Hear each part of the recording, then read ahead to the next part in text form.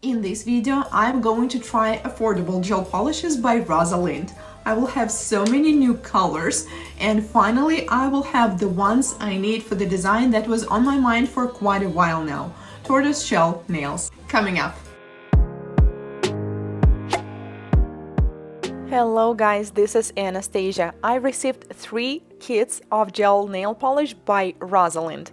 They are all available on Amazon and the links will be in the description box. Let's do the unpacking, see what's inside, see the colors and do some swatches. I recently tried polygels by this brand and will be trying gel polishes for the first time. We have a manual. At first I thought that this is a 10 pieces collection, but it was only the upper floor and we have 10 more underneath. The bottles are small, only 5 milliliters, but it looks like the brushes are regular size. Let's try the colors, and number 2 is classic white and looks like it has a great coverage. Consistency is medium thin, which means it's great for self-leveling, but you cannot spend too much time applying the color. I have 3 collections, which makes it to 60 pieces, but some colors like white are repetitive, so I will be showing you only one color each time. Look at the top row. I always needed jelly brown colors because I wanted to create this tortoise shell nail art, so finally I have it. And this dark brown, I think I will need this one as well. Last collection is mostly fall colors and glitters. Ooh, look at this smoky jelly black color. And these are all collections combined in a daylight, so you can see what the colors look like. Let's try them on my client now. This is what we have today, a client from another salon. She has hard gel overlay, and I have a feeling that this overlay is a bit too thick for her nails, especially near the cuticles. So I'm always taking off the color first to see what's underneath, and then we will be able to tell if I can do only feel or we will need to take the product off completely and do a new overlay. I'm using ceramic bead to take the product off, and I think I will need to file off the gel too because I have a feeling we will have some lifting near the cuticle area. She did this set about a week ago, and you can see that the product is still pretty close to the cuticle, so I need to be extra careful to take it off. And yes, we can see lifting near the cuticle, and I also have a feeling that we may also see some lifting near the sidewalls, because these areas are very thick. The product that was used before is Cover Pink, and it has a very good coverage, and that's why it may be tricky. Sometimes you just cannot notice the lifting right away, so I recommend you to file the top so it will be a bit more transparent and you will be able to tell if there is some product lifting. I guess I will be filing off the product from the nail bed area, but I will leave a little bit on the free edge because it's not peeling in that area. Then I decided to switch to another carbide drill bit because this shape is more comfortable to work with near the cuticle, and since the product is still too close, I think it will be a little bit easier for me. The speed is 25,000 rotations per minute, and yes, I guess we will be having lifting near the cuticle on this nail too. It seems like besides cuticle area, we will also have lifting in the middle of the nail. I can already see this white bubble. There are many reasons why product can lift in the middle of the nail, such as leftovers of the previous product, or maybe this gel was simply not suitable for her nails. It's kind of hard to tell right now, but if a client has damaged or just naturally thin and flexible nails, I will not recommend using products such hard gel. I will recommend gel polish or soft gel instead. Regardless of the reasons, we need to take it off. And also it looks like this exact nail was with hard gel extensions because she said that one nail was broken, so they extended it a bit longer. The free edge looks pretty good though, so maybe we will be able to keep it. When filing off the product with carbide bead or taking off lifting, the most important thing is you are supposed to file only the product. This abrasive is extremely harsh to be used on the natural nail. So if you do not feel confident yet, you can switch to the softer abrasive such as red abrasive mark or even to the hand file. Sometimes it seems like the lifting area is rather small, but then you just keep filing and realize that it's way bigger. So it's important to remove it all until you cannot see any white spots or bubbles. Besides removing the product lifting, also make sure that the surface is smooth so it will be easier for you to apply a new product. Then I proceed to the prep, gently push back the cuticles with orange wood stick. We decided to reshape her nails into almond shape because I can tell it's going to look gorgeous on her. By the way, with the nail beds like this, any nail shape is going to look great. Index fingers have the shortest nails, so we will be using them as a guide and make sure that all the length is matching. By the way, with the natural nails, I think it's okay to make the middle nail a little longer because normally it's a little wider.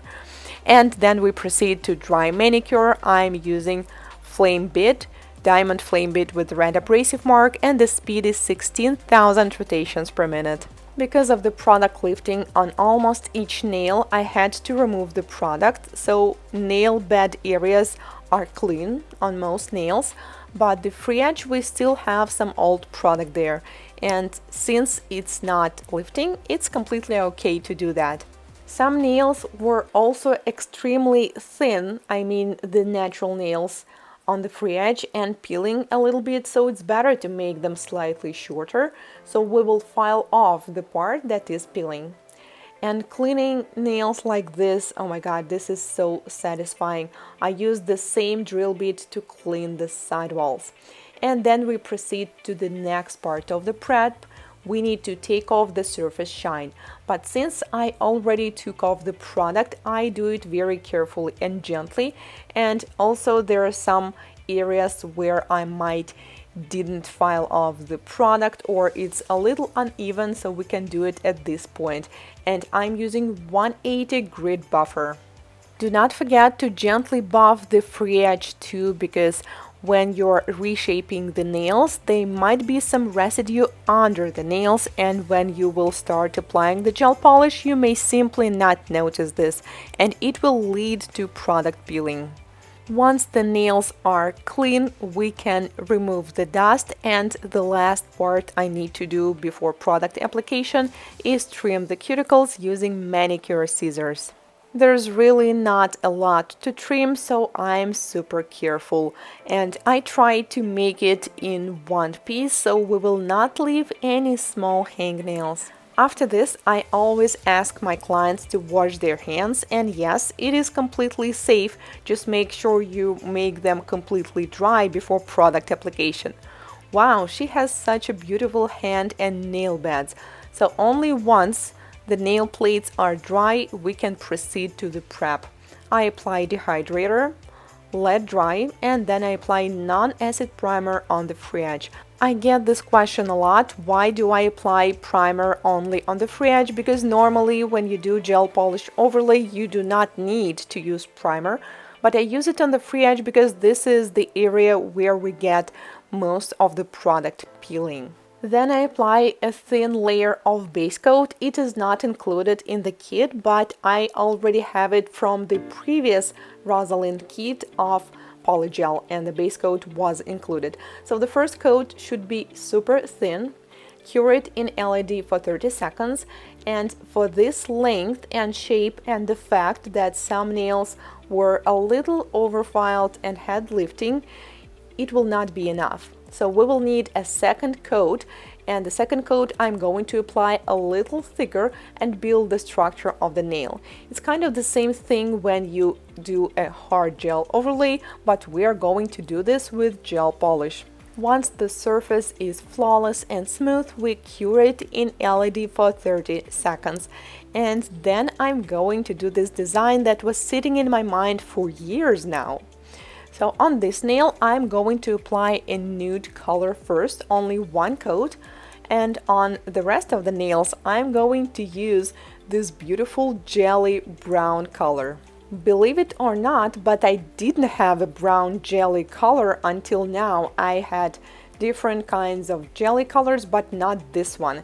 And it is pretty hard to mix it by yourself, so I'm so happy I finally have one. So I applied one coat and then cure it in LED for 30 seconds. On this nail, I'm not going to apply it on the entire nail. I do it only on half of the nail, and then I'm going to cure it again. I like that it is so transparent because this is exactly what we will need for this design. Then I apply the second coat, and this time do not cure it. It is very important. It's supposed to stay wet. And then I'm going to pick dark brown color, which is also a bit transparent, not exactly a jelly color, but I think for this one it's exactly what we need. And then apply a spot in the middle, and with a detailer brush I just kind of spread it, and it's super easy to make this fade because the color underneath is not cured. I love how this jelly color looks on the natural nail, because normally I hate it when you can see through the free edge, but here it's just a little bit transparent, so it looks a little lighter on the free edge because there is like the white part of the free edge of the nail, and near the cuticle it's a little darker. It's completely up to you on how many spots you would like to create. You can make them bigger and just place a couple, or you can make them smaller and you will be able to fit in more spots. And then I'm going to do the same on this middle nail, and once again I will apply the color, do not cure, and apply the brown on the top of uncured color. By the way, I have no idea why this design is called tortoise shell nails, because I always thought that tortoise, they are like green color. So please guys, let me know if you know why this analogy works like this. Because for me, this design 100% reminds me of the sunglasses I have. I will show you them later. So then I applied a base coat, a very thin coat, and then I add some black in the middle, just a tiny bit. If you would like to make this design darker, you can apply another layer of the jelly brown color, but I decided that it is going to be too dark and I really like it this way. That's why I applied the base coat, so it is not going to change the color. I did not cure the base coat as well, because the colors are going to fade only as long as you're working on top of uncured gel polish. Every new spot that you add on top should be slightly smaller than the previous one, otherwise you will not get this 3D look. And also do not take too much black, because black is a very dangerous color when it comes to nail art. Do not add too much, so it will not be extremely dark. But the best part when working with gel polishes is that until you cure, you can always fix anything. So if you just feel like you added too much black or too much of another color, you can always clean it before curing if you didn't like it. We decided to add some golden foil, but not too much. I think it will perfectly complement this design, so I add some flakes on this line near the nude and a little bit between the spots.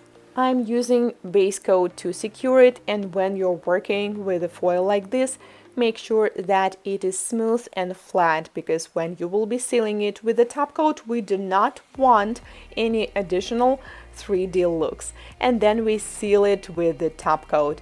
Then we realized that this collection is so beautiful and we just have to try another color.